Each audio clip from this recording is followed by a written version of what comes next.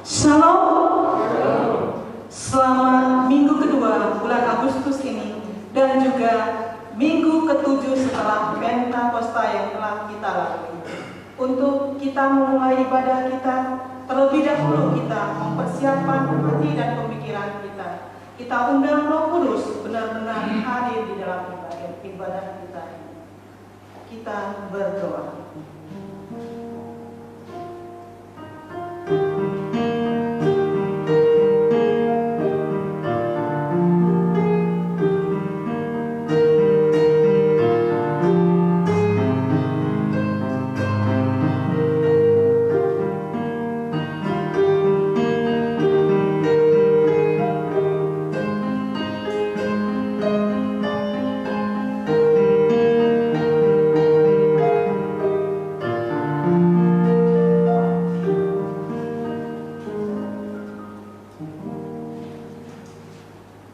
Bersyukurlah kepada Tuhan, serukanlah namanya, perkenalkanlah perbuatannya di antara bangsa-bangsa, bernyanyilah baginya, bermazmurlah baginya, percakapanlah segala perbuatannya yang ajaib. Pertolongan kepada kita adalah di dalam nama Allah yang menciptakan langit dan bumi. Turunlah kiranya atas kita sekalian anugerah dan sejahtera dari Allah Bapa dan dari anaknya Yesus Kristus. Amin.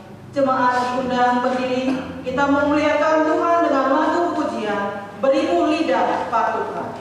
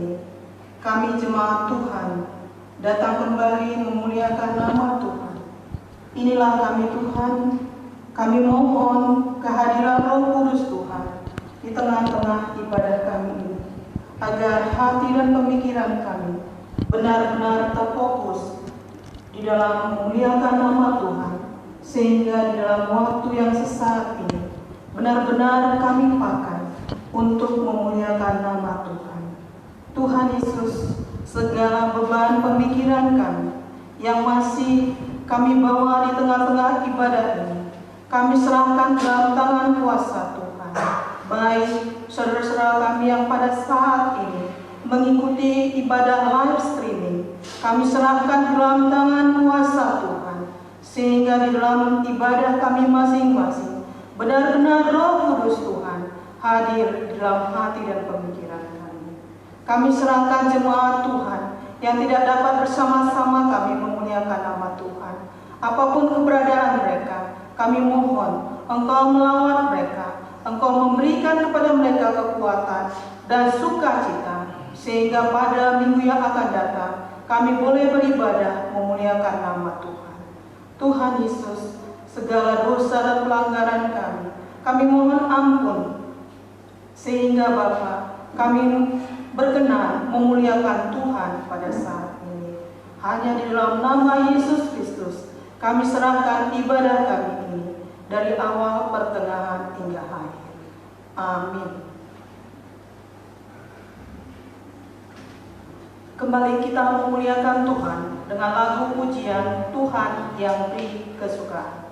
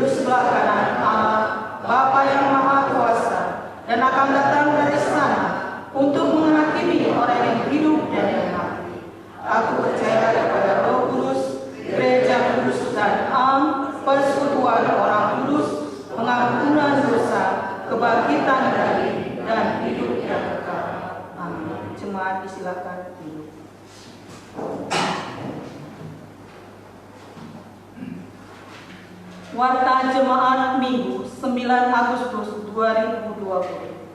Salam, pimpinan jemaat dan majelis mengucapkan selamat beribadah kepada seluruh jemaat. Pelayanan firman Tuhan hari ini dibawakan oleh Bapak Teguh Wibawa untuk ibadah 1 dan Pendeta Lydia Huta Barat untuk ibadah kedua. Pimpinan jemaat, majelis, dan seluruh jemaat mengucapkan terima kasih atas pelayanannya. Pelayan kebaktian umum 16 Agustus. Pengkhotbah kebaktian pertama Pendeta Lydia Huta Barat. Kedua, Bapak Teguh Wibawa. Liturgis kebaktian pertama Ibu Lindawati. Kedua, Ibu Elsa. Doa sapaan kebaktian pertama Bapak Julian Indra. Kedua, Ibu Ko Emelia. Warta kebaktian pertama, liturgis kebaktian kedua, liturgis. Persembahan kebaktian pertama, keluarga Bapak A. Sibarani. Kedua, Ibu Epi Luciawati. Pemusik kebaktian pertama, Bapak F. Simanguson. Kedua, Bapak Agustin. Operator LCD kebaktian pertama, Bapak Joni Gunawan. Yang kedua, Saudari Ana Glory. Operator sound kebaktian pertama, Bapak Agustinus. Kedua, Saudari Lydia Sulasmi. Pengatur duduk kebaktian pertama, Bapak Wimpi dan Bapak Wira. Singer kebaktian pertama, Ibu Aping dan Ibu Epi Luciawati. Penghitung persembahan kebaktian pertama, Bapak Wimpi, Bapak Ari, Bapak Wira. Kedua, Bapak Agus dan Bapak F. Simanguson. Jadwal pelayan ibadah seksi ibadah P2RI 10 Agustus bertempat di Gereja Firman Tuhan Bapak Teguh Wibawa. Liturgis Bapak Joni, acara renungan jam 7 malam. PWRI tanggal 14 Agustus bertempat di gereja dan acara merajuk dipimpin oleh Ibu Lindawati jam 6.30 atau 18.30. P3MI pada tanggal 15 Agustus bertempat di gereja Firman Tuhan Bapak Teguh. Liturgis Saudari Jerry, acara seri jam 6 sore. Untuk jadwal petugas sekolah, persiapan guru sekolah minggu hari Sabtu jam 2 di gereja.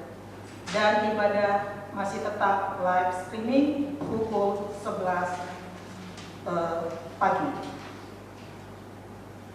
Pimpinan jemaat, majelis, dan seluruh jemaat mengucapkan selamat ulang tahun dalam minggu ini kepada yang pertama Jennifer Nataniako tanggal 9 Agustus, Wilbert Noah Chan 14 Agustus, Francisca Susanti 16 Agustus.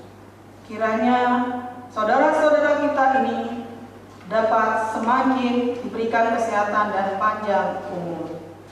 Dengan nats firman Tuhan, hai anakku, janganlah engkau melupakan ajaranku, dan biarlah hatimu memelihara perintahku, karena panjang umur dan lanjut usia serta sejahtera akan ditambahkan kepadamu.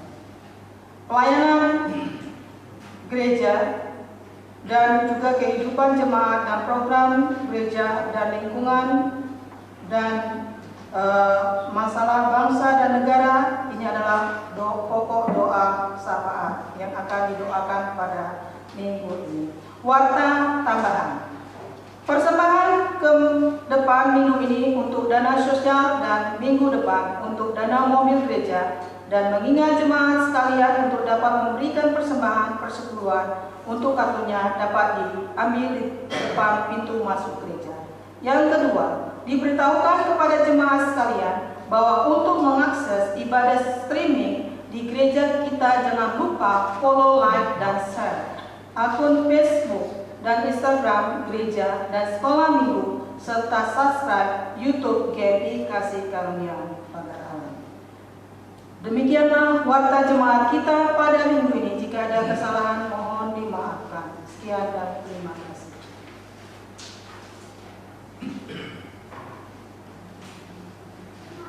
Sebelum kita menaikkan doa syafaat yang akan dipimpin oleh Opung Desiagia, kembali kita memuliakan Tuhan dengan lagu pujian Yesus Engkau Juru Selamat.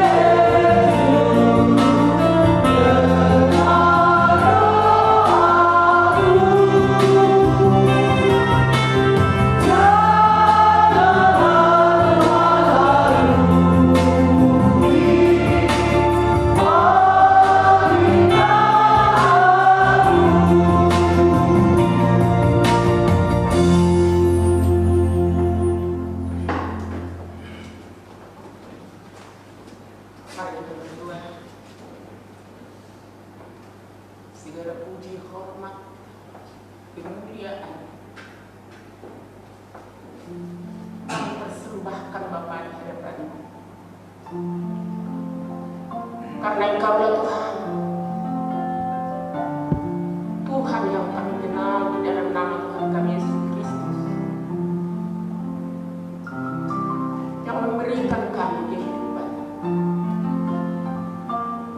Terima kasih Tuhan. Kami bersyukur ya Bapa atas segala berkat pertolongan-Mu di dalam kehidupan kami, yang bisa untuk datang di gereja-Mu yang kudus, beribadah, memuji, memuliakan Tuhan, mengucap syukur kepada-Mu Bapa atas segala kasih, pertolongan, perlindungan-Mu di dalam kehidupan kami. Terima kasih Bapa. Terima kasih Tuhan Yesus. Engkau sungguh baik, sangat baik.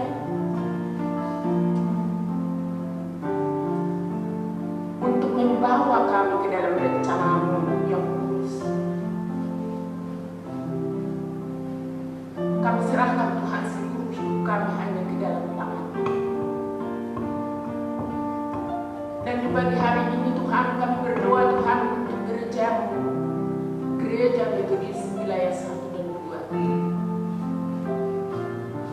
Tuhan kami berdoa untuk hamba-hamba Tuhan, para majelis, para pendeta penginjil, Tuhan yang memberkati, Tuhan yang menolong, Tuhan yang memberikan kekuatan bagi mereka, iman yang mereka sungguh-sungguh melayani Tuhan, melaksanakan tugas pekerjaan mereka dengan baik, sehingga di dalam pelayanan mereka jiwa-jiwa itu berbuah-buah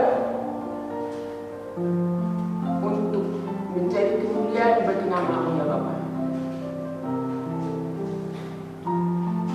Bapa di surga kami berdoa Bapa untuk jemaat yang lemah iman, juga mereka Tuhan yang dalam pergumulan. Kami berdoa Bapa,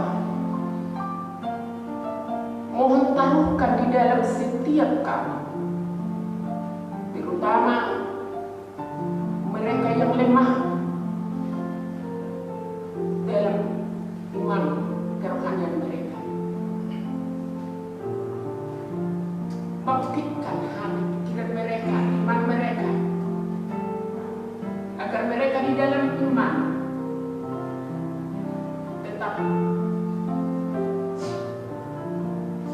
hidup di dalam Tuhan, memuliakan Tuhan, percaya kepada Tuhan. Bapa di surga, mereka yang dalam pergumulan ya Bapa, biarlah mereka melalui pergumulan mereka dengan iman yang Tuhan taruhkan di dalam mereka. Biarlah mereka tetap percaya, yakin bahwa Tuhan tetap menolong.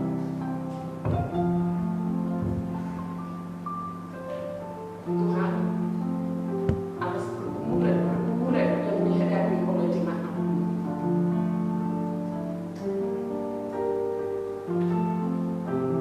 dalam iman kerohanian kepercayaan mereka, pergumulan itu kecil ya Bapa, dibanding dengan kuasa-Mu, kebesaran-Mu. Engkau sanggup, Engkau sanggup memberikan jalan keluar sehingga mereka keluar sebagai pemenang dari setiap pergumulan yang mereka hadapi.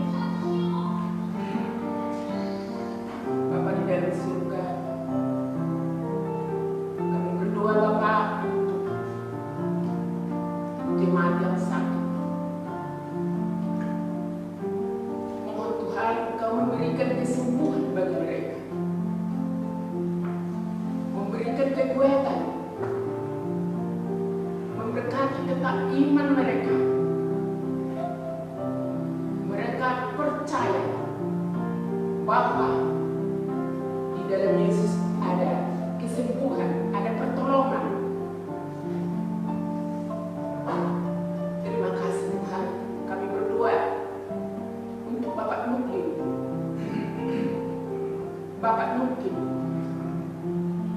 Mama dari Bapak Musti, Mama dari Bapak Arianto, juga Bapak dari Bapak Coni.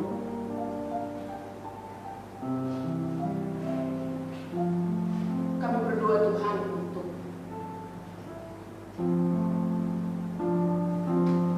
Ibu Sipau, Ibu Ratna,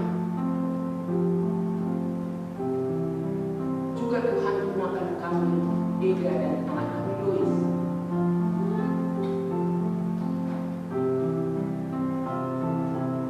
Tuhan bercahaya, kami bawa Tuhan di dalam tangan. Tuhan berkati mereka, beri kekuatan ya Bapa, berikan iman, keyakinan bahwa mereka tetap ada pertolongan, ada kesembuhan daripada Tuhan. Sembuhkanlah mereka ya Tuhan, sehingga semuanya menjadi kemuliaan bagi nama-Mu ya Bapa. Bapa di surga, kami berdoa Tuhan untuk PKI 5 ya Bapa. Kami serahkan Tuhan perguruan kami ini ke dalam tangan. Engkau Tuhan yang membangun perguruan ini. Engkaulah Tuhan yang memberkati. Berkatilah Tuhan anak-anak didik kami. Berkatilah Tuhan semua yang bekerja sama di dalam perguruan ini. Guru kami, pimpinan perguruan, kepala sekolah, dan semua yang mengabdi di dalam perguruan ini Tuhan, mohon Tuhan berkati. Untuk ajaran baru ini Tuhan, kami berdoa ya Bapa, agar terjadi mukjizat di dalam perguruan kami ini. Engkau menghantarkan anak-anak didik untuk dididik di dalam perguruan ini ya Tuhan. Kami percaya Bapa, Engkau tidak pernah meninggalkan perguruan ini. Walaupun sekarang Tuhan tidak seberapa anak didik kami, tetapi kami percaya Tuhan tambah-tambahkan. Tuhan membuat perguruan ini menjadi besar dan berkembang untuk menjadi kemuliaan bagi nama-Mu. Biarlah anak-anak didik kami yang tidak seberapa ini dapat membawa harum nama perguruan kami ini, sehingga banyak orang yang mendengar dan mengenal dan mau datang masuk dalam perguruan kami. Karena anak-anak didik kami yang tidak seberapa ini dapat menjadi anak yang cerdas, anak yang pintar, yang dapat bersaksi kepada orang bahwa perguruan ini ada berkat. Di dalam nama Tuhan, kami serahkan perguruan kami ini ya Bapa. Bapa di dalam surga, kami berdoa berkah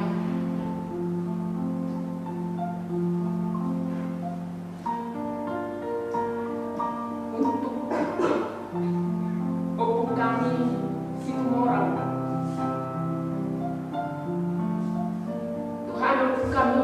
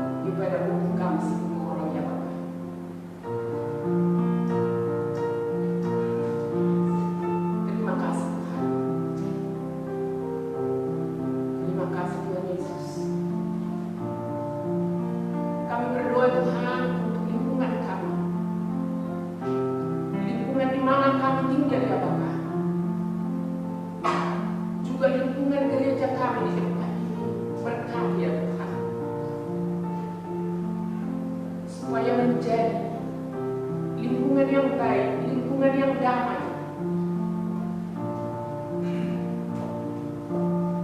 Untuk kami bersama-sama saling mengasihi. Dan biarlah Tuhan melalui gerejamu di tempat ini, lingkungan gereja kami bersukacita di dalam Tuhan. Untuk melihat anak-anak Tuhan yang beribadah di tempat ini, ada berkat bagi mereka. Terima kasih Tuhan. Kami berdoa ya Bapa,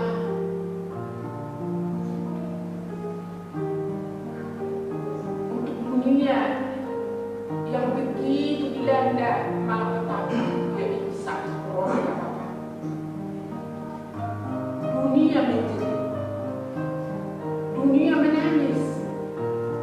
Hari ini Tuhan, jiwa-jiwa di dunia ini ketakutan karena sakit corona. Tuhan belum berhenti untuk mencari mangsa,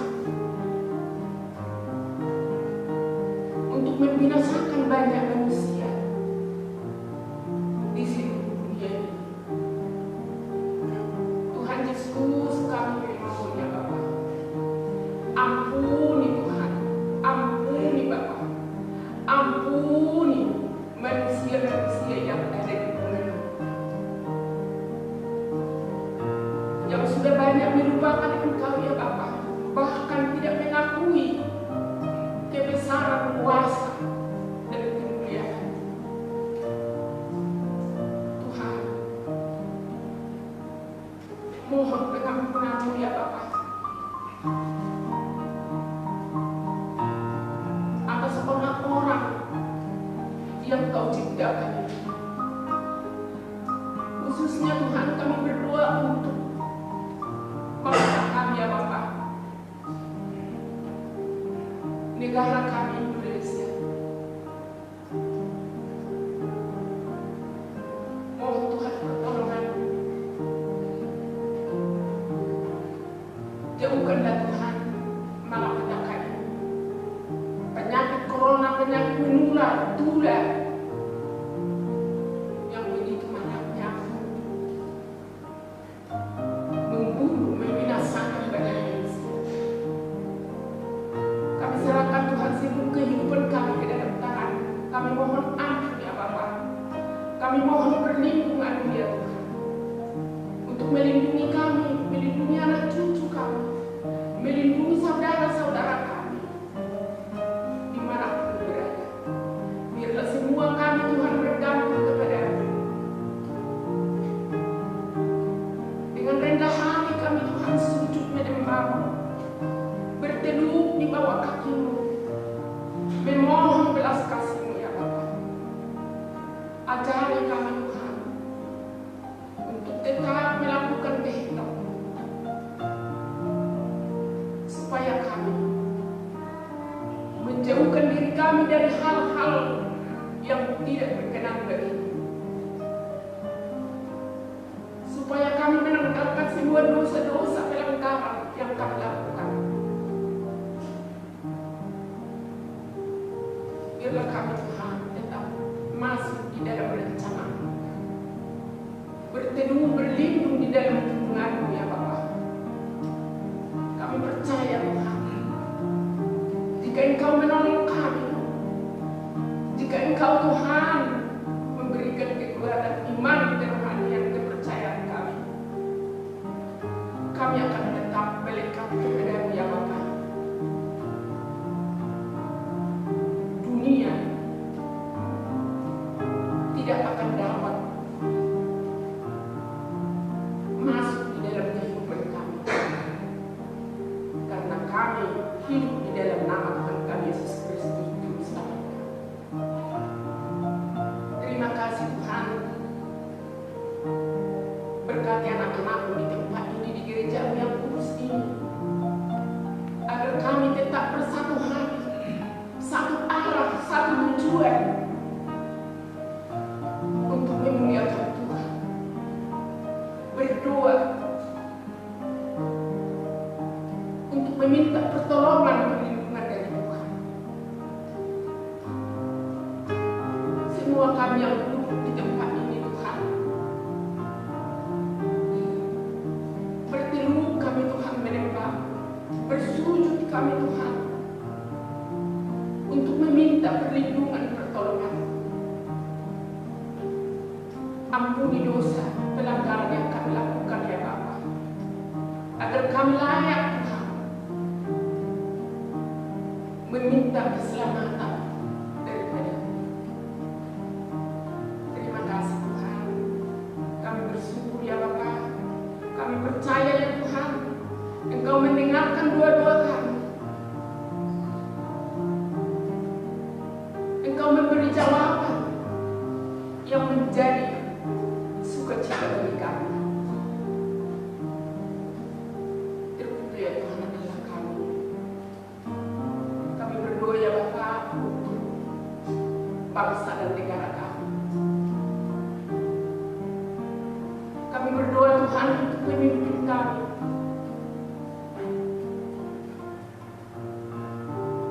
Bapak Jokowi, berkati Bapak pemimpin kami ya Tuhan. Berikan hikmat akal budi, berikan kebijaksanaan ya Bapak untuk takut akan Tuhan dan dapat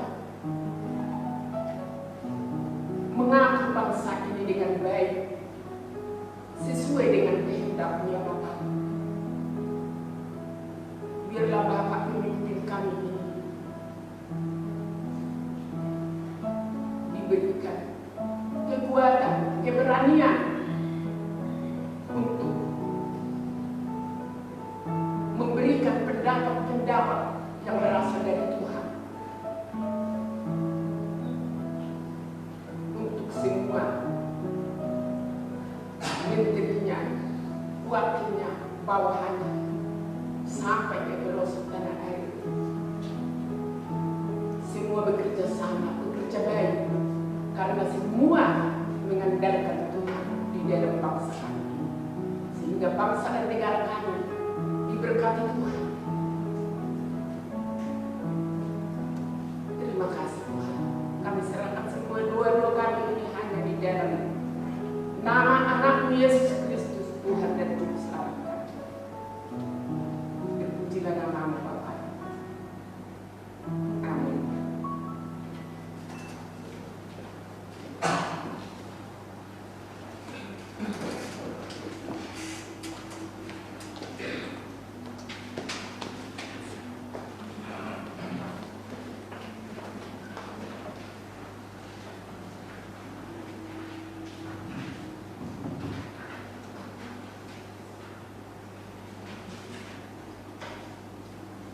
Kita akan memberikan yang terbaik kepada Tuhan, persembahan keluarga dan keluarga Bapak Yesus ya. Beginilah firman Tuhan.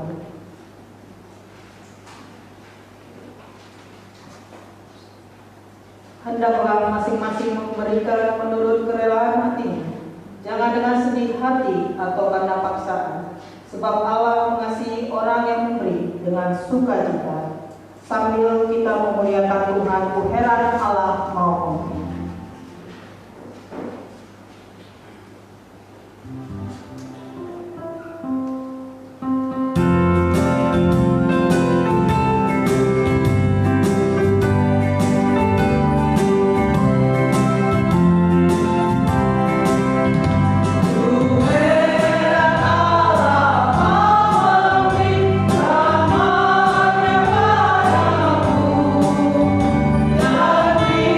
Jesus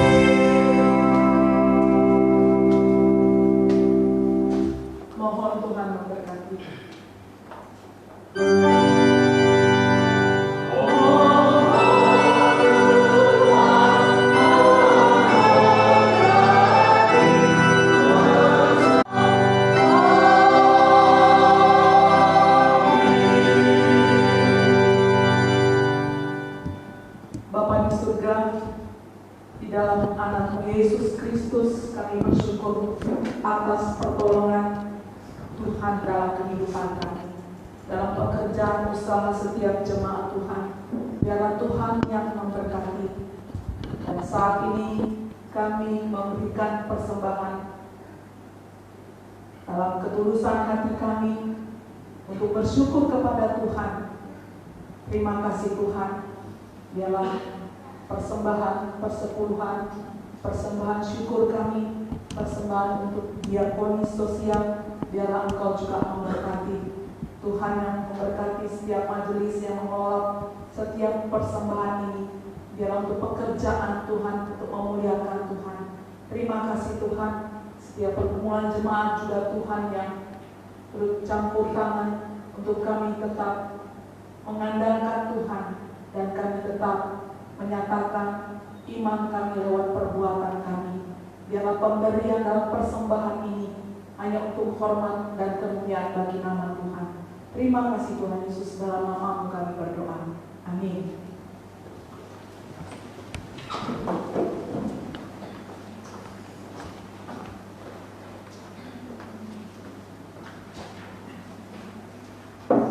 Kita akan mendengarkan firman Tuhan yang akan dibawakan oleh Bapak Teguh Wibawa.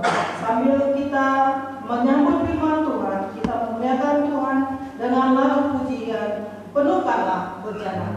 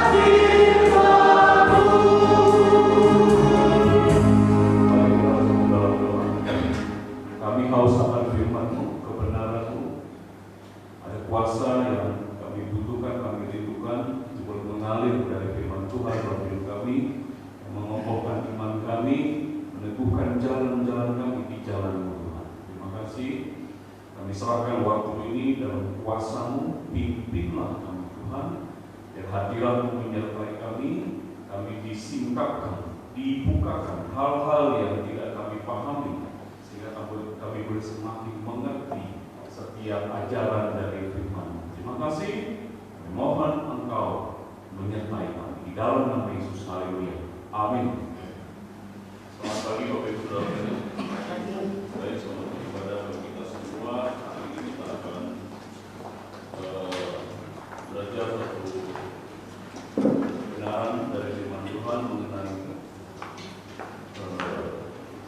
ada banyak konsep dalam agama seluruh dunia. Saya beri judul hari ini adalah ada banyak jalan di dalam dunia ini. Ya. Ada banyak jalan. Mari kita buka satu ayat, Amsal 16 ayat 25. Amsal pasal 16 ayat 25, satu ayat saja. Sudah dapat? Mari kita baca secara bersama-sama. 1, 2, 3. Ada jalan yang disangka lurus, tetapi ujungnya menuju maut. Nah, saudara kasih Tuhan, kita semua yakin bahwa jalan yang dimaksud di dalam Amsal Salomo ini bukanlah jalan raya, ya, jalan-jalan di dunia ini. Tapi jalan di sini itu berbicara mengenai jalan secara rohani. Jalan di sini berbicara mengenai jalan yang kita tempuh di dalam kehidupan. Apa yang kita yakini, apa yang kita percayai, apa yang kita ikuti, inilah jalan yang dimaksud. Ada jalan yang disangka orang lurus, tetapi ujungnya menuju maut. Karena itu, kenalilah jalan itu supaya kita tidak tersesat bahkan salah dalam perjalanan. Saudara, dalam dunia ini banyak jalan seperti ini. Jalan rohani, jalan kehidupan, ya. Itu berbicara mengenai agama-agama yang beraneka ragam di dunia. Bisa filsafat, bisa agama, bisa keyakinan, bisa ideologi. Inilah jalan-jalan yang dimaksud oleh Amsal ini. Banyak orang berkata bahwa semua agama sama. Semua agama berakhir kepada yang satu, yaitu yang kuasa. Benar nggak sih Tuhan? Kalau kita berbicara seperti itu, maka saya yakin sekali bahwa saudara belum benar-benar mengerti tentang agama yang saudara anut. Kalau seseorang berkata semua agama sama, semua agama akan berakhir kepada Tuhan, maka saya pastikan orang itu belum mengerti agama yang mereka yakini. Ya, itulah pentingnya untuk kita belajar tentang jalan yang sedang kita jalani, saudara.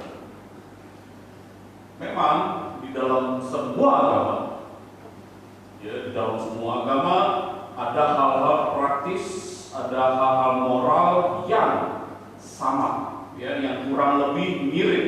Apa yang dilarang, apa yang diharuskan untuk dilakukan, apa yang tidak boleh dilakukan, mirip-mirip. Contohnya, semua agama pasti melarang untuk umatnya berdusta. Semua agama melarang umatnya mencuri, membunuh, ya, memperkosa, ya, membenci, dan lain-lain. Kurang ajar kepada orang tua. Semua agama sama. Dalam hal itu memang benar. Ya, tetapi bukan berarti karena samanya dalam hal-hal praktis dan hal-hal moral berarti semua agama pasti sama. Tidak.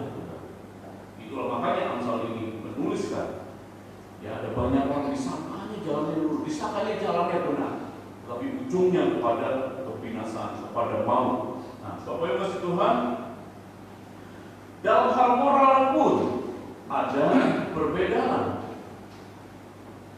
Misalnya saja, ada agama yang memperbolehkan punya istri lebih dari satu. Ada agama yang mengatakan bahwa boleh berbohong asal demi kebaikan. Betul tidak, saudara? Ada yang seperti itu. Tetapi bagi Kristen, ya, secara moral kita tidak boleh. Jangan berdusta, jelas.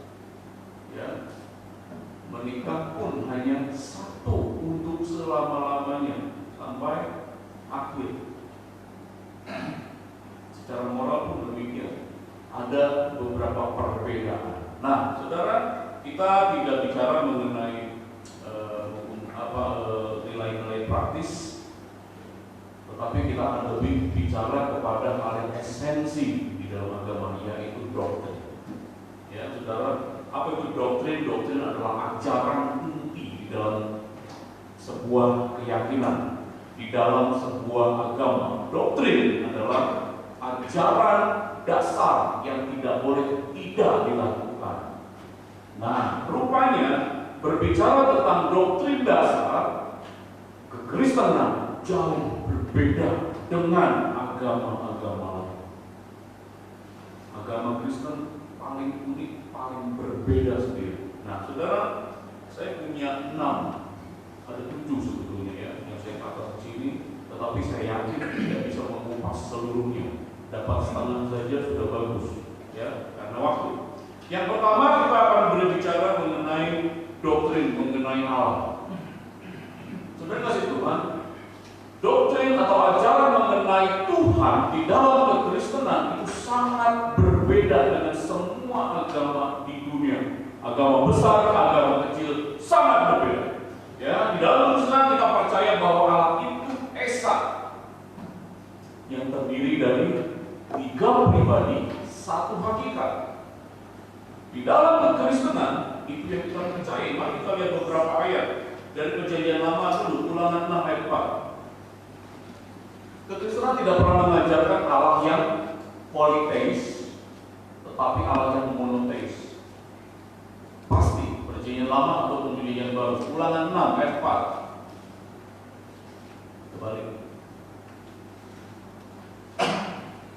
Dengarlah hai orang Israel, Tuhan itu Allah kita, Tuhan itu Esa.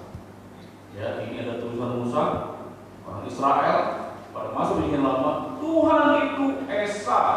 Mari kita lihat ajaran Tuhan Yesus di dalam Markus pasal 12 ayat 29. Apakah Tuhan Yesus pernah mengajarkan Allah yang politeis, Allah yang triteis, Allah yang 3 dan lain-lain? Markus 12 ayat 29. Jawab Yesus, hukum yang terutama ialah dengarlah hai orang Israel, Tuhan Allah kita, Tuhan itu Esa. Nah, saudara kasih Tuhan, ini keyakinan dasar orang Kristen. Ya, kita tidak punya banyak waktu untuk membahas Allah Tritunggal. Untuk bahas itu aja kita butuh 2 sesi, saudara, untuk menjelaskan dengan secara lengkap mengenai Allah Tritunggal supaya kita sampai mengerti, memahami betul doktrin teologisnya. Ya. Tapi kita hanya berusaha untuk sedikit menjamah sana sini supaya nyata di mana perbedaannya. Terima kasih Tuhan.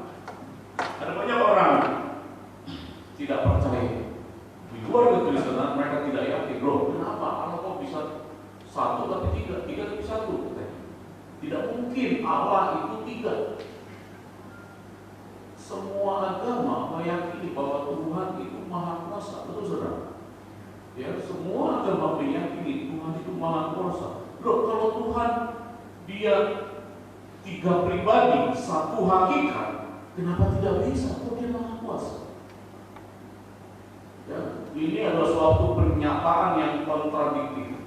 Percaya bahwa Allah Maha Kuasa artinya kuasa, mampu melakukan apapun, tidak ada yang tidak mampu, itu Maha Kuasa, omnipotens. Ya, kalau kita berkata Allah Maha Kuasa, tetapi dia tidak bisa begini, berarti itu kontradiktif. Pasti ada sesuatu yang salah di dalam pernyataan ini. Ya, di dalam kekristenan kita percaya Allah yang Maha Kuasa, bukan Allah yang politeis, bukan Allah yang triteis. Ya, ingat saudara kasih Tuhan, meskipun 3 pribadi, tapi 1 hakikat tidak terpisahkan, tapi bisa dibedakan. Bisa dibedakan, tetapi tidak terpisahkan. Kalau kita bicara tentang Bapa, kita bicara tentang Anak, dan bicara tentang Roh Kudus, 1 paket, terikat, tidak terpisahkan. Baik dalam rencana, baik dalam kehendak, baik dalam karakter, mereka tidak bisa terpisahkan. Inilah yang kita yakini. Tetapi agama-agama lain percaya, ada yang percaya bahwa Allah itu 1 tunggal, ya, tidak berpribadi, melainkan zat. Ada agama lain yang tidak percaya bahkan adanya Allah. Nah, Tuhan, ini yang kita perlu tahu. Ya, dalam agama daerah Asia Selatan ya, kita tahu itu agama apa? Agama panteis. Saya tidak bisa mengungkapkannya dengan nilai. Tapi saudara, saya jelaskan bahwa ada agama yang tidak mengenal ada yang pencipta. Siapakah pencipta alam semesta? Alam semesta tidak diciptakan, tetapi alam semesta berjalan berdasarkan hukum universal. Ada roh semesta ya, yang menggerakkan, yang mengatur supaya semua sistem tata surya, galaksi, semua berjalan sesuai hukum. Namanya apa? Roh universal, roh semesta. Apakah dia berpribadi? Tidak berpribadi. Ya, itu yang dilakini oleh agama-agama panteis. Nah, saudara kasih Tuhan, di dalam agama lain yang punya akar yang sama, mereka mengenal ada Trimurti, ya, tiga Allah terpisah. Yang satu bertindak sebagai pencipta, yang satu bertindak sebagai pemelihara, yang satu bertindak sebagai penghancur.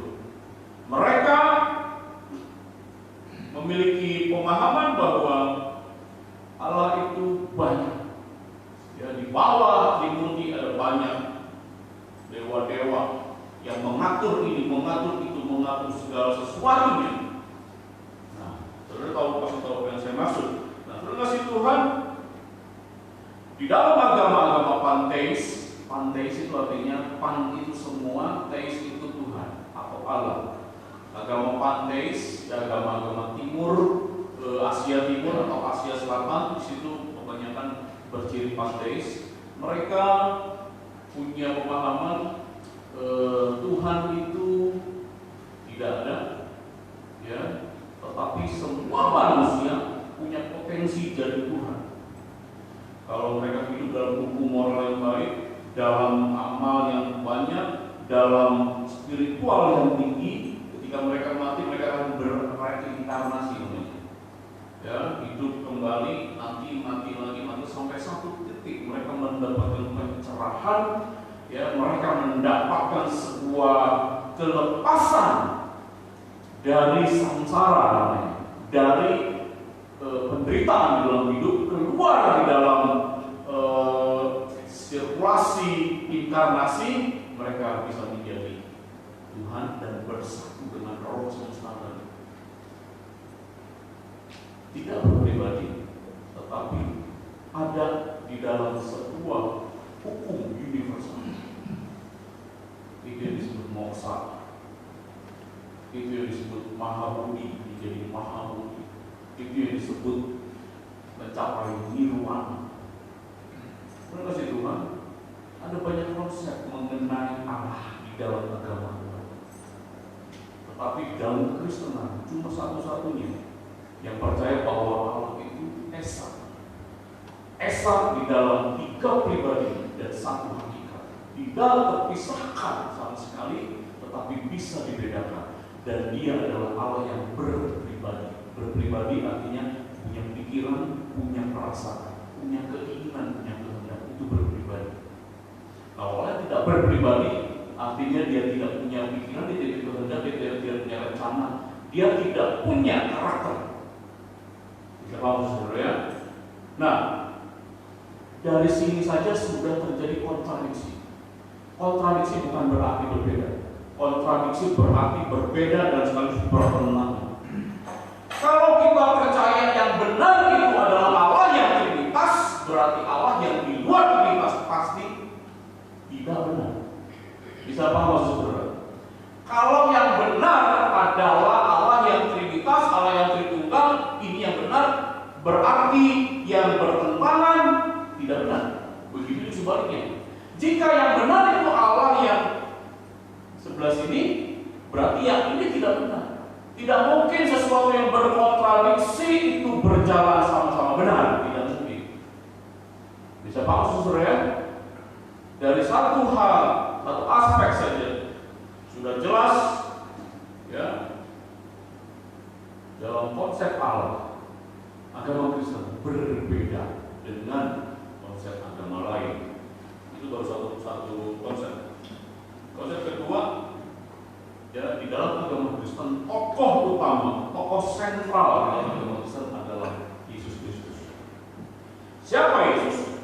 Yesus adalah Allah yang menjelma menjadi manusia. Allah, Tuhan, turun ke dunia menjelma menjadi manusia. Kelahirannya, seluruh kehidupannya, bahkan sampai kematiannya, bahkan sampai kebangkitannya sudah dinubuatkan ribuan tahun sebelumnya. Ada 300 lebih, hampir 400 lebih. 300 lebih, hampir 400. Mungkin 360, 370 nubuatan mengenai kelahiran, kehidupan, kematian, kebangkitan Yesus sudah dinubuatkan. Dari sejak zaman Adam.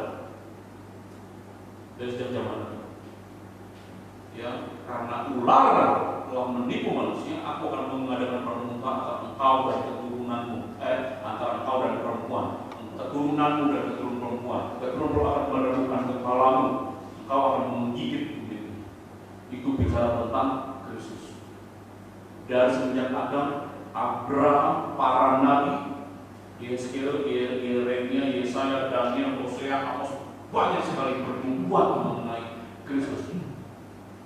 Tidak ada nabi, tidak ada pendiri agama lain yang kelahirannya, kehidupannya dinubuatkan sebelumnya. Tidak ada, saudara. Ya, ada nabi lain, bukan di Kristen, yang mengaku-ngaku ada nubuatan mengenai nabinya di dalam Alkitab, tetapi sebelumnya sama sekali bohong. Oke? Nah, kemudian saudara, kelahirannya Yesus Kristus ajaib. Ya, bukan secara manusia seperti manusia biasa, tetapi lahir dari seorang perawan. Kenapa mungkin? Karena Dia Allah yang Maha Kuasa. Kenapa tidak bisa? Pasti bisa. Kalau kita bicara Allah Maha Kuasa, Tuhan Maha Kuasa, tidak ada yang tidak mungkin bagi Tuhan. Nah, saudara, Dia ada sebelum Abraham. Abraham 2000 tahun sebelum Kristus. Dia ada 2000 tahun sebelum dia lahir. Ya. Bahkan kita berkata Dia ada sebelum dunia ada. Mari kita lihat satu ayat saja. Yohanes pasal 17 ayat 5. Saudara, apa yang saya sampaikan hari ini semua punya dasar alkitabiah. Ya, kalau kita buka semua, kita kurang waktu. Oleh sebab itu ya Bapa, permuliaan aku padamu sendiri dengan kemuliaan pun miliki di hadiratmu sebelum dunia ada. Yesus ada sebelum dunia dijadikan. Ya. Kemudian pengajaran Yesus berpusat kepada dirinya sendiri. Pengajaran Yesus berpusat kepada dirinya sendiri. Semua nabi, semua pendiri agama, pengajaran mereka berpusat kepada oknum yang lebih tinggi, kepada Tuhan, pada Allah, bukan berpusat kepada dirinya. Tapi Yesus mengajarkan, akulah jalan, akulah hidup, akulah kebenaran, akulah pokok anggur, akulah gembala, akulah kehidupan. Di luar aku kamu tidak akan mendapat apa-apa. Belajarlah daripadaku. Terus Yesus datang mengajarkan seperti itu. Belajarlah daripadaku, datanglah kepadaku. Ya, semua ajaran Yesus berpusat kepada diri. Akulah ini, akulah. Semua nabi semua agama mengajarkan, ya, jalan keselamatan ada di sana. Kalau kamu begini, kamu akan sampai ke sana. Tapi tidak pernah seorang pendiri agama pun berkata, ikutlah aku akan membawa kepada Bapa. Tidak ada seorang pun yang datang kepada Bapa kecuali melalui aku. Nah, saudara kasih Tuhan, ada banyak, ya, penjelasan, alasan mengapa dalam kekristenan Yesus menjadi tokoh utama, tokoh sentral. Dia kemudian mati, dia bangkit, dia naik ke surga, hidup sampai selama-lamanya. Di seluruhnya tidak ada tokoh agama, tokoh pendiri agama, pengajar nabi yang seperti ini. Mati, bangkit, hidup selama-lamanya. Tidak, hanya Yesus sendiri. Kenapa? Karena Dia berkuasa atas maut. Dia tidak tersentuh kebinasaan. Itulah pribadi Yesus. Saudara, tapi ada banyak orang yang menyangkal itu. manusia. Kenapa Tuhan kok bisa mati? Betul? Mari kita lihat beberapa ayat untuk menjelaskan pertanyaan ini. Kita lihat Efesus 2 ayat 15 dulu. Kenapa Yesus bisa mati? Kata Tuhan, sebab dengan matinya sebagai manusia dan seterusnya. Yesus mati bukan sebagai Allah, sebagai Tuhan, dia tidak bisa mati. Tetapi karena dia sudah menjadi manusia, dia bisa mati. Yohanes pasal 1:1-3. Pada mulanya adalah firman bersama-sama dengan Allah, firman itu adalah Allah. Segala sesuatu dijadikan oleh dia, tanpa dia tidak ada segala sesuatu menjadi dari antara yang telah dijadikan. Yohanes pasal 1:1-3. Ayat 14-nya, Yohanes pasal 1:14-nya, firman itu telah menjadi manusia, dan itulah sebab dengan matinya sebagai manusia. Yesus Kristus adalah Tuhan yang menjadi manusia. Jangan ragu menyatakan itu kepada siapa. Itulah iman Kristen, ya, dasar iman Kristen. Loh, kenapa Tuhan harus jadi manusia? Nanti kita lihat di bagian yang lain. Tuhan Allah harus jadi manusia karena sesuatu kepentingan sangat penting bagi manusia. Oke, kita hanya melihat di sini bahwa tokoh utama adalah Kristus. Kenapa Kristus? Kita lihat satu ayat lagi ya supaya tambah kokoh. 1 Petrus 3 ayat 18. 1 Petrus 3 ayat 18. Ada beberapa ayat sebetulnya ya, dicatat ada 5 ayat ini. Kita lihat dulu saja. Sebab juga Kristus telah mati sekali untuk dosa kita, yang benar untuk orang-orang yang tidak benar. Nah, saudara, ia yang telah dibunuh dalam keadaannya sebagai manusia. Kembali, ya tadi Yohanes bilang, tadi Paulus dan Efesus, ini Petrus, rasul besar.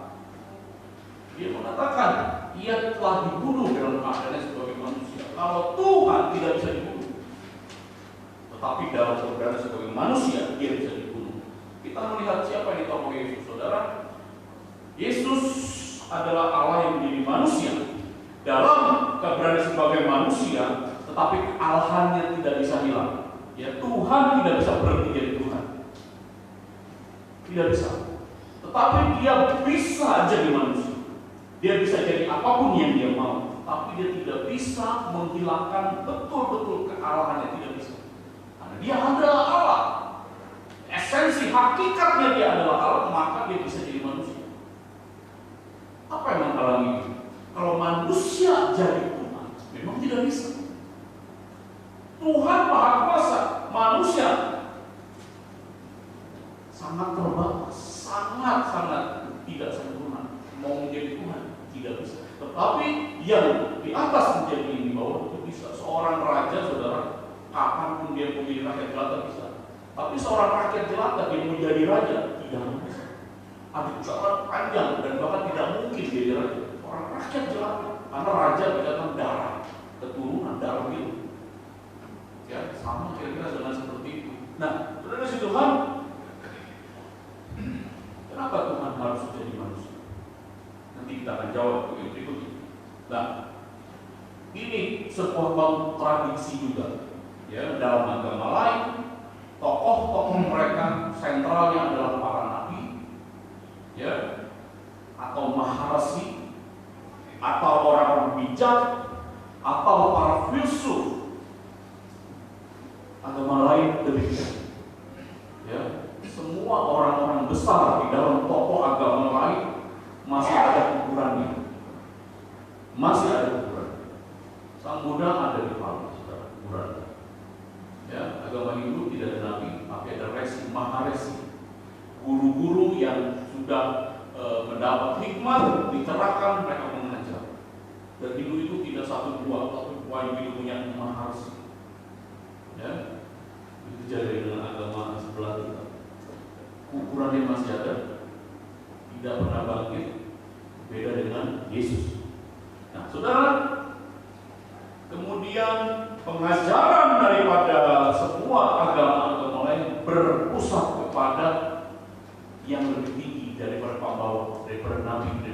pendiri agama berpusat pada yang lebih tinggi, dia yang diceritakan, dia yang diberitakan. Ya, mereka mati tidak balik-balik. Di mana kontradiksinya, saudara? Ya, di dalam topik yang kedua ini kontradiksinya adalah ada agama yang menganggap Yesus manusia biasa, manusia biasa yang bermoral tinggi, yang punya karakter terbaik, ya. Tetapi kita di dalam iman Kristen mengimani bahwa Yesus adalah Tuhan, bukan sekedar manusia biasa. Kalau Yesus hanyalah sekedar manusia biasa yang bermoral tinggi, yang bijaksana, berhikmat luar biasa, maka kematiannya tidak membawa dampak apapun kepada manusia. Karena Yesus Tuhan, dia menjadi manusia untuk satu tujuan. Nanti di bagian ketiga kita bahas, ya. Dan kalau Yesus adalah manusia biasa, maka kematiannya tidak membawa pengaruh apapun kepada manusia. Di mana kontradiksinya? Ya tadi, kalau agama lain menganggap Yesus itu manusia biasa, di dalam Kristen menganggap Yesus adalah Tuhan. Kalau ini benar, berarti ini salah. Kalau ini salah, berarti ini benar. Bisa paham saudara ya? Tidak ada sama-sama benar.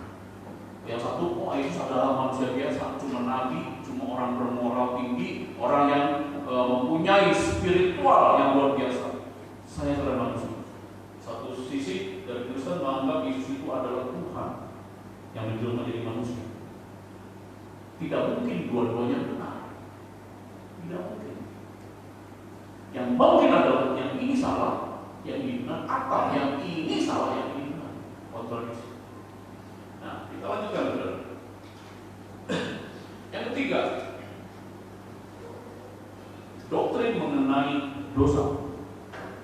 Tadi mengenai Allah, kemudian mengenai pendiri agamanya, ya, sentralnya, kemudian mengenai dosa.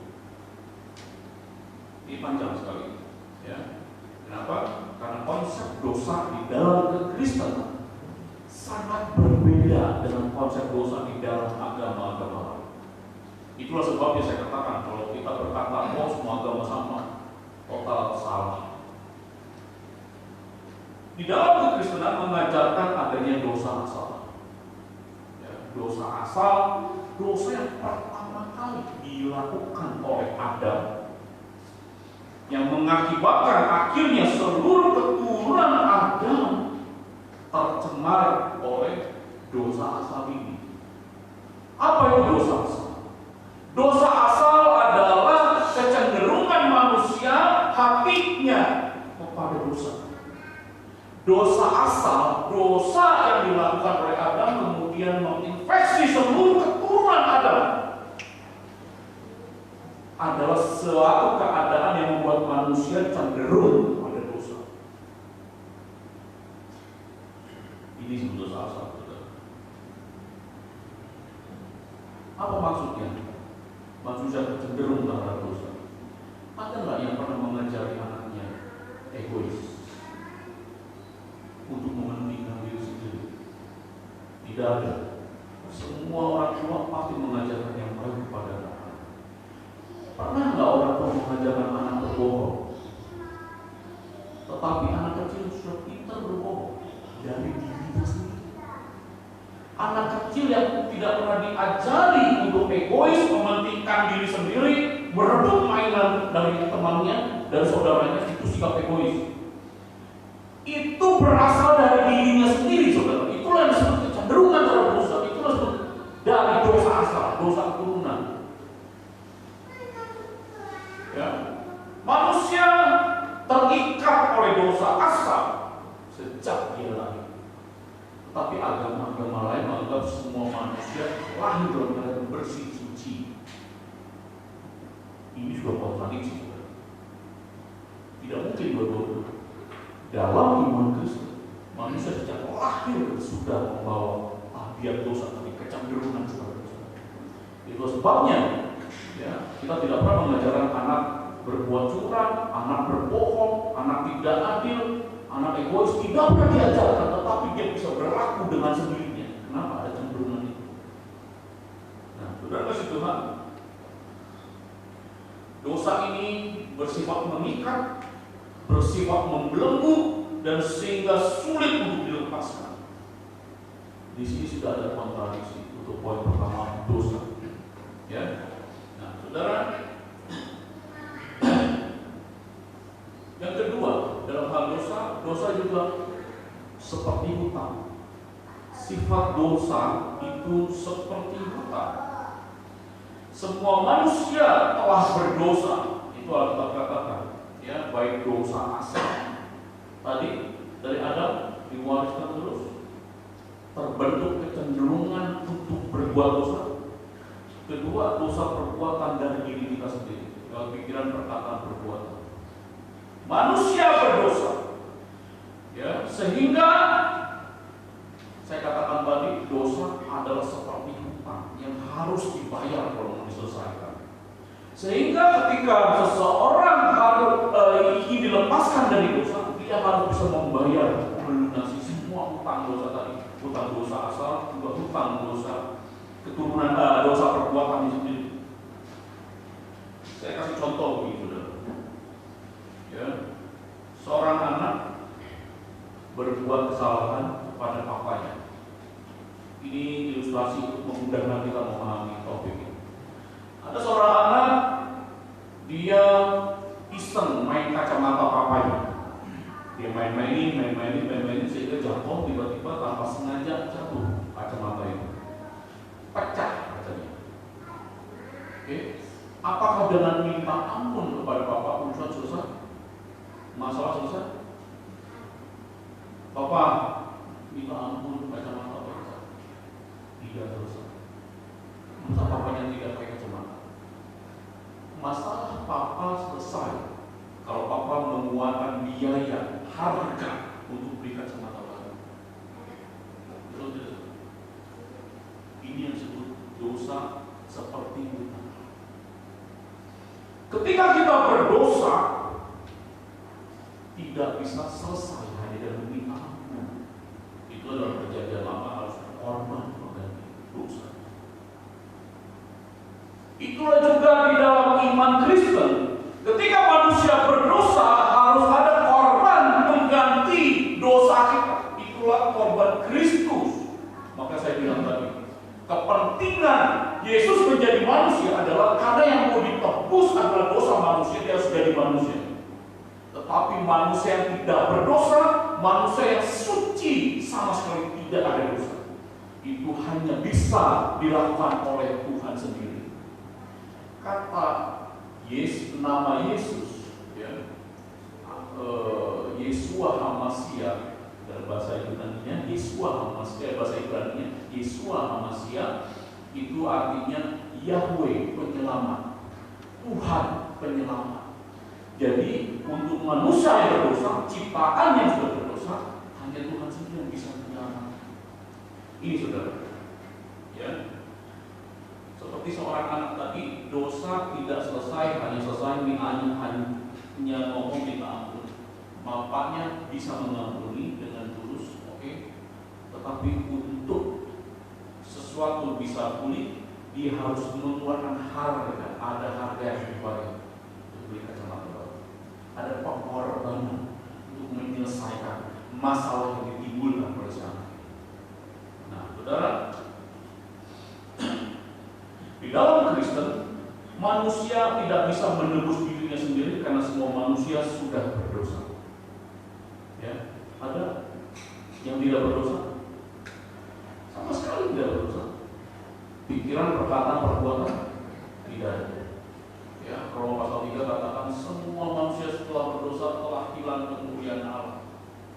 Itulah sebabnya supaya hutang dosa manusia ini bisa dibayar, harus ada pengganti yang melunasi hutang, dan dia harus bersih, suci, tidak seperti manusia yang berdosa. Manusia dengan keadaan yang berdosa tidak bisa menebus dirinya sendiri. Ya, saudara, dengan kesalehan, dengan perbuatan baik, dengan kebajikan, dengan semua yang dia produksi dari dirinya sendiri, tetap dosa, tidak selesai. Di mata Tuhan, ya, itu seperti kain kotor. Mari kita lihat ayat ini. Yesaya 64 ayat 6. Yesaya 64 ayat 6.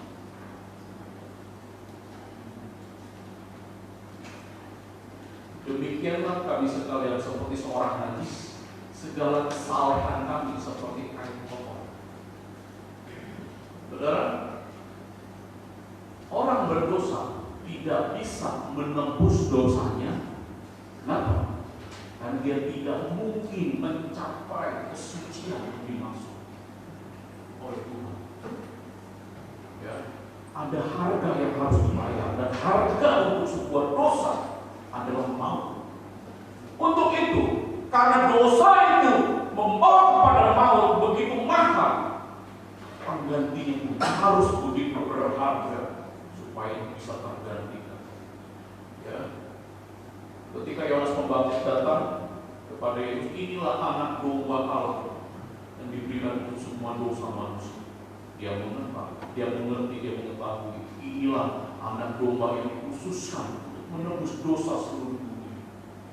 Nah, saudara,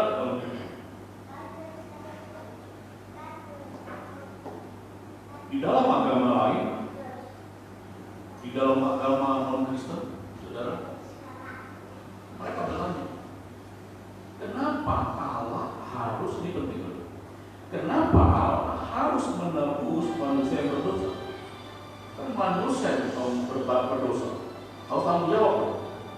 Kenapa jadi Allah yang sudah menciptakan harus bertanggung jawab juga? Kalau memang dia Allah, dia ampuni saja selesai. Tidak ada tempat untuk Allah bertanggung jawab lagi kepada yang lebih tinggi. Kalau Allah Maha Pengasih, manusia berdosa, ampuni saja selesai semua dosanya. Tutup mata ya, udah. Karena saya Maha Pengasih nih, udah. Saya anggap dosa kamu hilang. Terus itu kan, Allah yang seperti ini adalah Allah yang cacat secara moral. Kenapa? Di dalam kekristenan, Allah itu sempurna, bahkan sempurna di dalam kasih dan juga di dalam keadilan. Allah yang sempurna di dalam kasih menghendaki semua manusia diselamatkan, karena sempurna di dalam kasih, tidak ada dendam, tidak ada kemarahan, tidak ada kedengkian. Tetapi Allah yang mengasihi dengan sewenang-wenang, ya, ini bukanlah Allah di dalam Alkitab.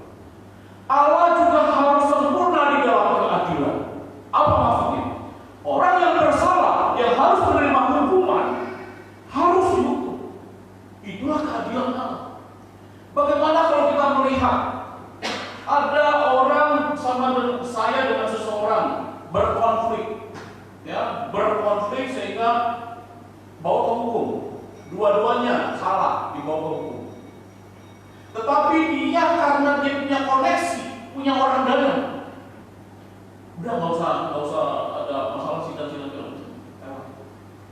Rasa keadilan saya di mana? Kita tahu saudara,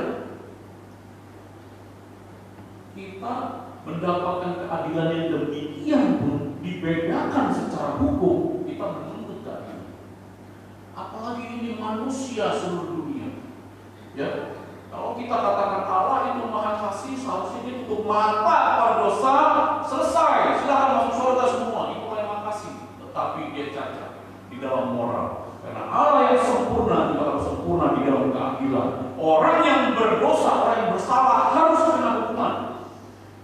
Kita lihat Nahum 1 ayat 3. Ini prinsipnya, saudara. Nahum, kitab Nahum 1 ayat 3. Hari ini kita belajar teologis agak berat, tapi tolong bertahan karena kita perlu melandasi, ya, iman kita dengan pengajaran. Tuhan itu panjang sabar, benar, dan besar kuasa, tetapi Ia tidak sekali-kali membebaskan hukuman orang yang bersalah. Itulah keadilan Allah. Ya, 1 Yohanes 1:9. Jika kita mengaku dosa kita, maka Allah adalah setia dan adil, akan menyucikan kita dari segala kejahatan. Di dalam perjanjian lama Allah adil, di dalam perjanjian baru Allah yang sama, punya moral, punya karakter yang adil, tidak pernah berubah. 1 Yohanes 1:9 coba lihat. 1 Yohanes pasal 1 ayat 9. saudara, jika kita mengaku dosa kita, maka Ia setia dan adil. Jadi pertanyaan, kalau Ia Allah dan Maha Kasih, Dia bisa bebas mengampuni kesalahan orang, menutup mata terhadap dosa manusia, berarti Dia Allah yang tidak maha adil. Nah, kita mengajarkan Allah setia, Allah Maha Kasih, tapi sekaligus Dia adil. Artinya manusia yang berdosa harus diampuni. Saudara kasih Tuhan, di awal saya sudah jelaskan, manusia sejak lahir saja sudah membawa dosa, kecenderungan kepada dosa atau tabiat dosa atau dosa asal tanahnya. Sejak lahir demikian. Dia ketika bertumbuh berproses dalam kehidupan, dia melakukan banyak dosa. Untuk bisa menebus dosa itu, harus ada yang suci, tidak berdosa, tidak tersentuh oleh dosa, yang bisa menebus kesalahan dari dosa, utang dosa itu. Mari kita lihat siapa Yesus selain Allah. Ya, kita lihat dia adalah manusia yang tidak berdosa. Mari kita lihat ayat ini.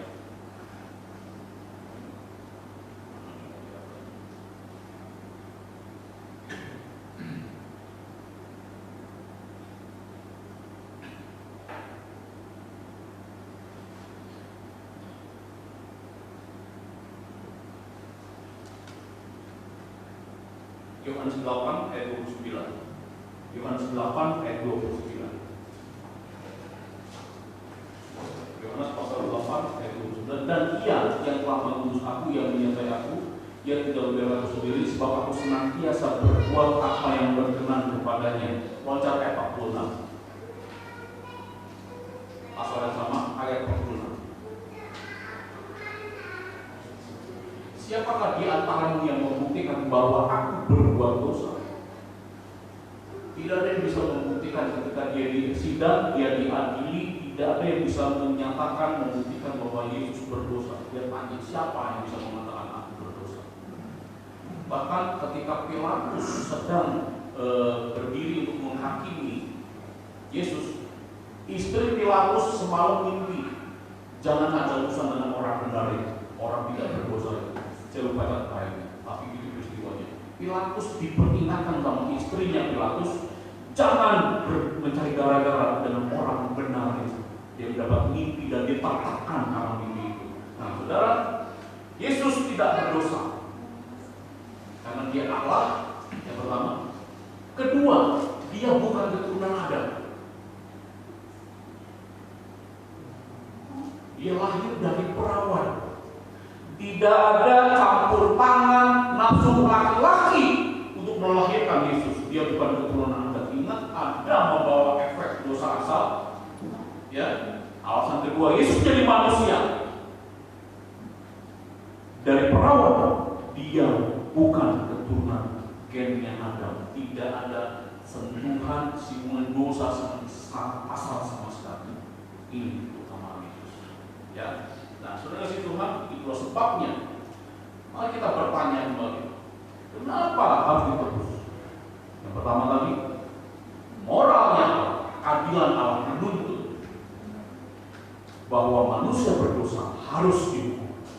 Tetapi manusia tidak bisa menebus dirinya sendiri. Manusia tidak bisa, keadaannya tidak layak untuk menebus dosanya sendiri. Maka itu Tuhan sendiri turun tangan selesai untuk menyelesaikan urusan dosa. Dari sini sudah ada kontradiksi di dalam agama-agama lain. Ya, kalau manusia mau masuk surga, mau diselamatkan, dia harus menimbun banyak kebaikan, amal, ibadah, supaya bisa melampaui dosa. Kalau dosanya ditimbang, nanti satu ketika ditimbang, lebih berat amalnya masuk. Tidak mungkin. Teori itu tidak masuk akal. Kenapa? Kalaupun saya berbuat kebajikan begitu banyak untuk menutupi, untuk mengalahkan banyaknya dosa saya, tetapi saya masih berdosa. Betul tidak, saudara? Saya masih berdosa. Surga itu tempat yang Tidak bisa dosa sedikit pun masuk ke surga. Ini kalau kita mau konsisten, surga adalah tempat yang mulia. Sedikit pun dosa tidak bisa masuk ke sana. Itu sebabnya dosa harus diselesaikan. Hutang harus dilunasi. Kristus adalah korban yang paling sempurna untuk melunasi, membayar seluruh efek dosa kita, hutang dosa kita. Itulah perlu adanya juru selamat, penebus. Nah, saudara, kita lanjutkan ya. Saya tahu sudah mulai bingung, terlalu berat ini ya. Saya tahu nggak apa-apa, kita lanjutkan. Seberapa yang sudah bisa tangkap, nggak apa-apa. Ya, itu sudah perhitungan. Nah, itu beberapa kontradiksi. Pengampunan yang berkeadilan tidak terjadi tanpa bayar. Selalu ada harga yang harus dibayar untuk sebuah pengampunan. Ada harga yang harus diberikan untuk sebuah keadilan. Itulah makanya ketika kita berdoa kepada Bapa kami yang di sorga, ya, ampunilah kami seperti kami mengampuni orang yang bersalah kepadamu. Bapa, ampuni kami seperti kami mengampuni orang. Tapi kalau kita tidak mengampuni orang, Bapa di surga tidak akan mengampuni kita juga. Itu harga yang pantas untuk sebuah pengampunan. Ya.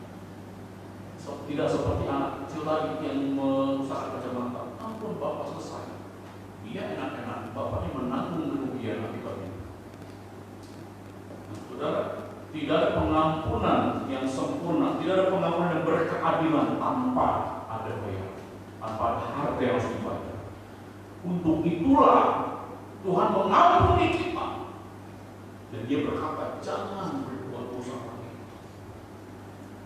Untuk itulah ketika Tuhan mengampuni kita, kita harus diubah menjadi manusia baru, ciptaan yang baru.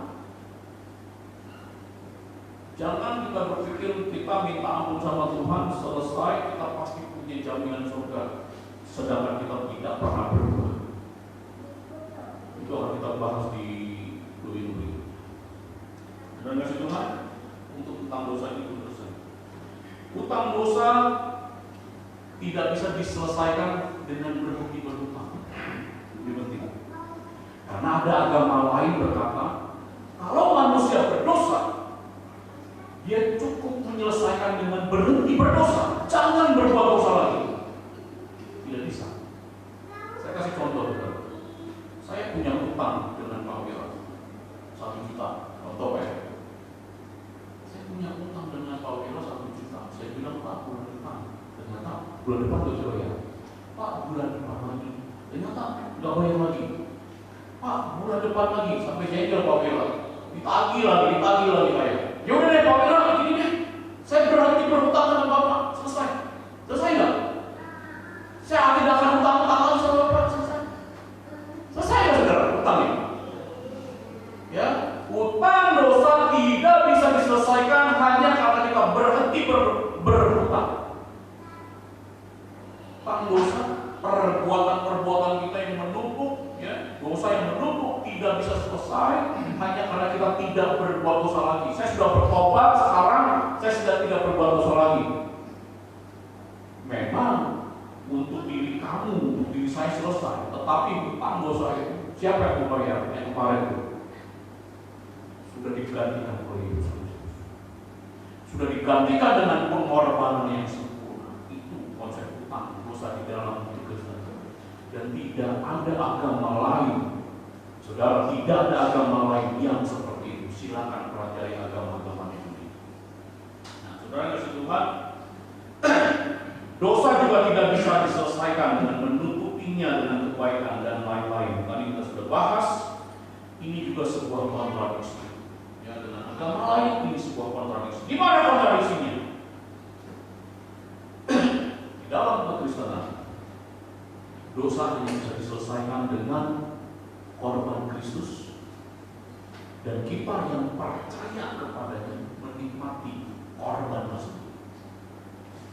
Tetapi di dalam agama lain, dosa harus dibayar dengan perbuatan baik, amal, kesalehan yang ia dahului.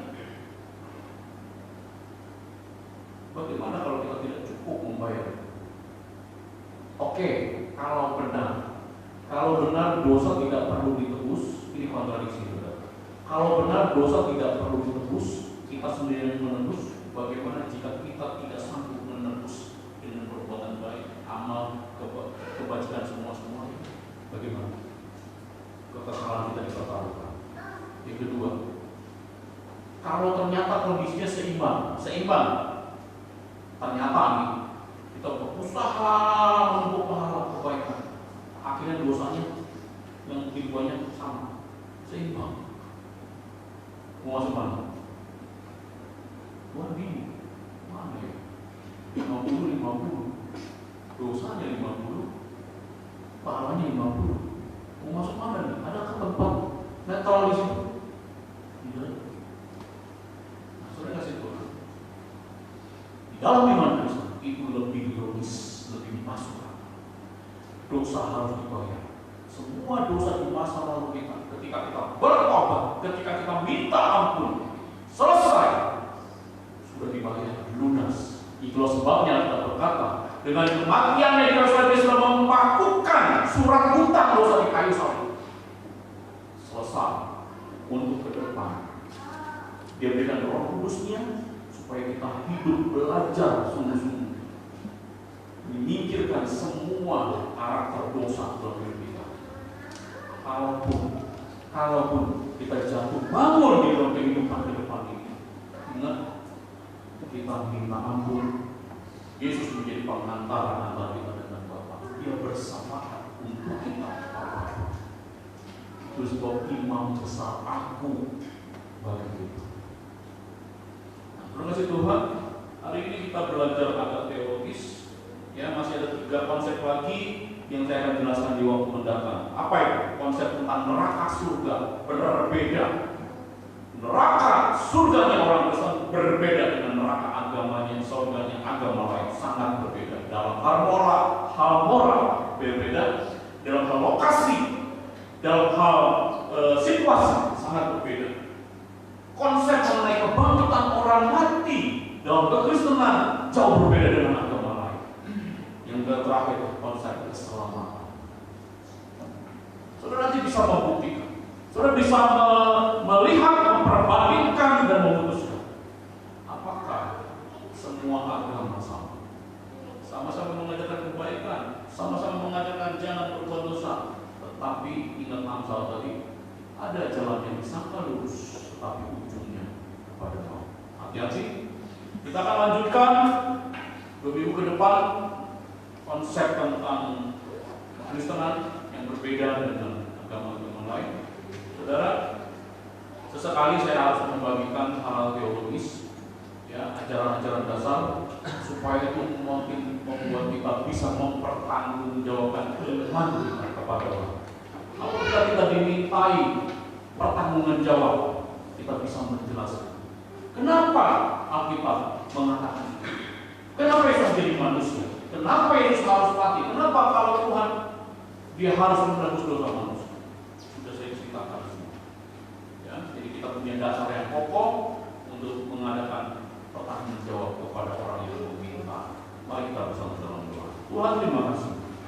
Hari ini kami boleh belajar keutamaan ajaran Kristen dibandingkan yang lain.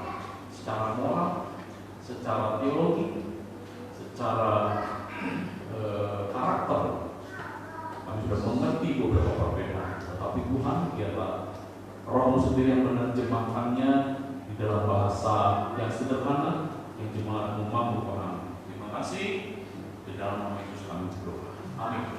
Saudara, kita akan mengakhiri ibadah kita ini dengan satu pujian dari nomor 129.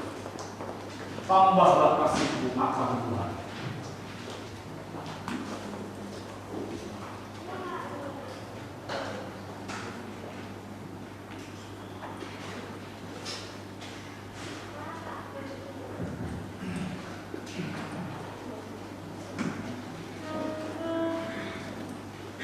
Lagu ini mengharapkan kita untuk kita menambah kasih kita kepada Tuhan.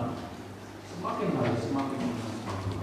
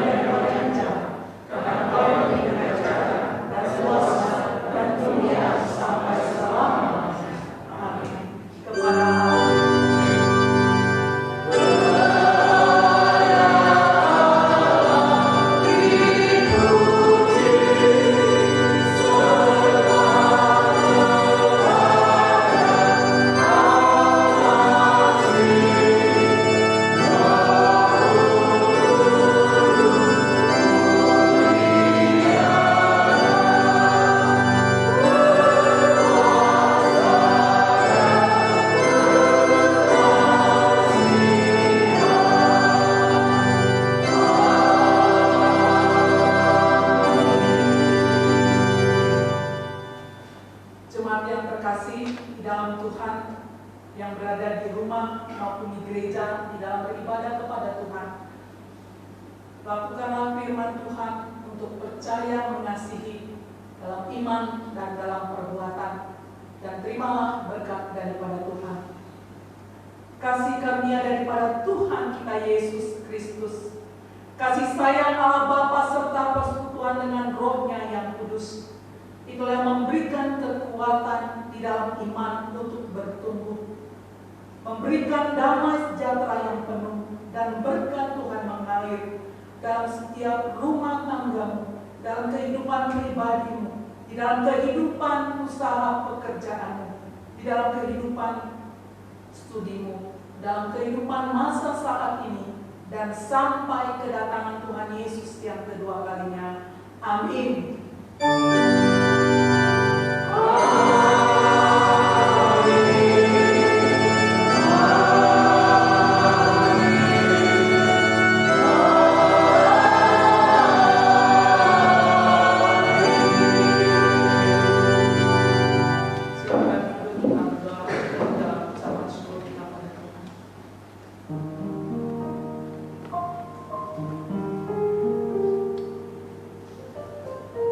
Shalom, selamat hari Minggu. Tuhan Yesus memberkati kita semua.